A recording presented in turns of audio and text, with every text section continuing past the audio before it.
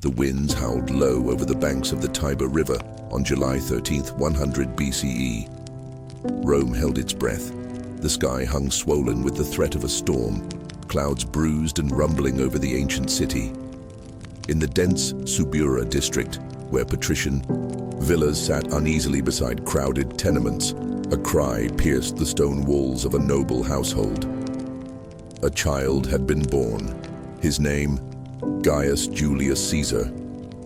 Roman astrologers would note the moment the moon had just entered Cancer, a sign of intuition, ambition and power cloaked in calm. Few noticed, fewer still understood what it would mean. But in that very moment, beneath flickering oil lamps, history took a breath and began to change course. His mother, Aurelia Cotta, was not a woman of idle nobility.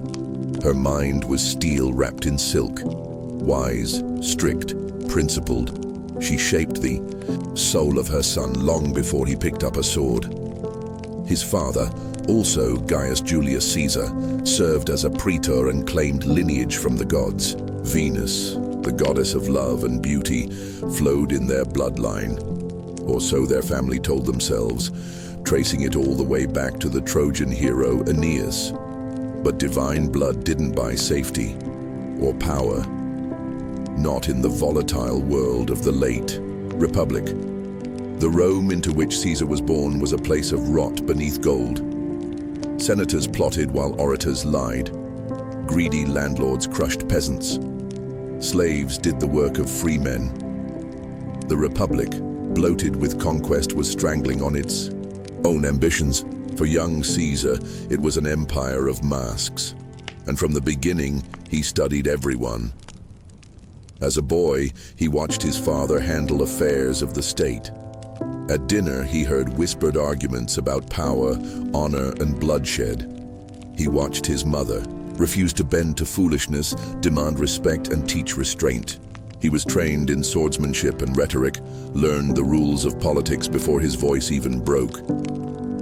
Then came the year 85 BCE. Death swept through his home like a thief. His father, his guide and shield, collapsed suddenly, leaving behind no will. Caesar was only 16, and yet the moment demanded a man. He donned the toga virilis, symbol of adulthood, and stepped into a world that showed no mercy. His first major act was love and defiance. He married Cornelia, daughter of Lucius Cornelius Cinna, a leader of the Populares, the political faction that stood against the aristocratic Optimates. It was a union of passion and politics. But to Lucius Cornelius Sulla, Rome's dictator, it was betrayal. Sulla, old and ruthless, had seized control of Rome in a blood-soaked civil war. He ordered Caesar to divorce Cornelia or face death. Caesar refused. He went into hiding, stripped of his property and priesthood, fleeing from Sulla's assassins. For months, he lived in the wild, sick with fever, surrounded by wolves, both literal and political. Friends pleaded for his life.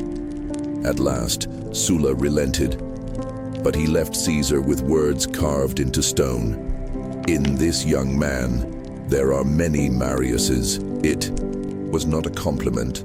Still breathing but penniless, Caesar joined the army.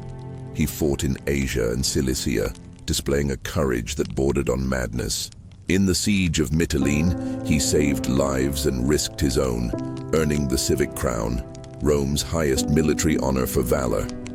He served under Marcus Thermus, navigated dangerous alliances in Bithynia, and tangled with the powerful king Nicomedes. His enemies would later gossip about the nature of their relationship, but Caesar emerged from those years a soldier of precision and ambition. He returned to Rome only briefly, then left again for Rhodes, where he studied under Apollonius Molon, the greatest orator of the age. There, Caesar turned words into weapons, sharp, seductive, and lethal. He would one day conquer more with speeches than swords. On his voyage home, his ship was taken by pirates off the coast of Cilicia. They demanded 20 talents of silver for his ransom. He laughed in their faces. "You do not know who I am," he said. "Ask for 50. They did. The ransom was paid. He was released. But Caesar kept his promise. He raised a fleet, hunted them down and captured everyone. Then calmly he crucified them. But first, he had their throats cut, a gesture of mercy or contempt. Back in Rome, he was no longer a boy in exile. He was a man forged by steel and exile, war and rhetoric. He began climbing the cursus honorum, the ladder of Roman political power. First quaestor, then aedile. He staged gladiator, games and festivals that dazzled the masses and drove him into crushing debt. But he understood something most men never did. Debt could be paid. Loyalty could not. The people loved him. Then, in a move that shocked the Senate, he won the election. For Pontifex Maximus, the chief priest of Rome, at just 37 years old, behind the scenes, bribes, promises, shadowed threats. But in public, a smile and a laurel wreath. He became praetor, then governor of Hispania Ulteria. There he saw a statue of Alexander the Great and wept. Alexander had conquered the world by 30. Caesar was now in his late 30s and had done nothing. It was a lie, of course. He had done much, but not enough. Never enough. Upon his return, he formed an unholy trinity, the first triumvirate. Crassus, the richest man in Rome, Pompey, the greatest general, and Caesar, the people's rising star. Together, they controlled Rome. Caesar married off his daughter Julia to Pompey. It was not just a political bond, they genuinely adored one another.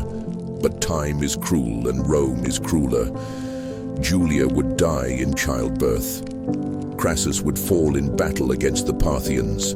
The triumvirate dissolved, and friendship curdled into rivalry. But before the collapse, Caesar secured his prize, command in Gaul. There, over 9 brutal years, he waged a campaign of conquest so bloody and brilliant that even Rome gasped. He defeated tribe after tribe, the Helvetii, the Belgae, the Nervii. He crossed into Britain. He slaughtered, enslaved, built bridges across rivers no Roman had ever dared. At Alesia, he surrounded the mighty Vercingetorix and crushed him even. While surrounded himself, he wrote it all down. Commentarii de Bello Gallico, his war diaries, written in the third person. Cold, precise, dazzling. Propaganda disguised as history. When Rome tried to strip him of power, he made his final gamble. January 10th, 49 BCE. The Rubicon River. Crossing it meant war. Remaining meant death. He paused, then whispered to the dark, "Alea iacta est," the die is cast. He crossed. Civil war erupted. Caesar swept through Italy. Pompey fled east. At Pharsalus they met. Caesar was outnumbered but victorious. Pompey fled to Egypt and was murdered. Caesar arrived shortly after. When presented with Pompey's head, he wept, but Egypt gave him more than grief. It gave him Cleopatra. She arrived wrapped in a rug, and within hours had wrapped him around her mind. Intelligent, seductive, politically unmatched. They were two empires meeting in human form. Their affair shaped kingdoms. A son was born, Caesarion. When Caesar returned to Rome, he returned a god, dictator for life. He passed sweeping reforms, the Julian calendar, expanded the Senate, offered citizenship.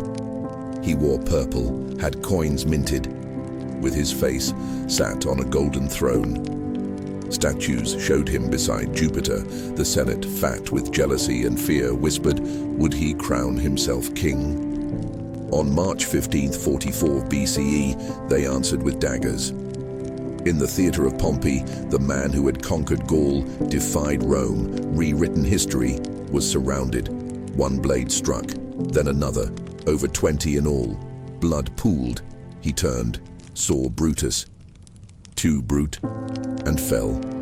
He died at the feet of a statue of Pompey, but even in death he won. His killers thought they were saving the Republic. Instead, they lit the fuse that would destroy it. From Caesar's ashes rose an empire,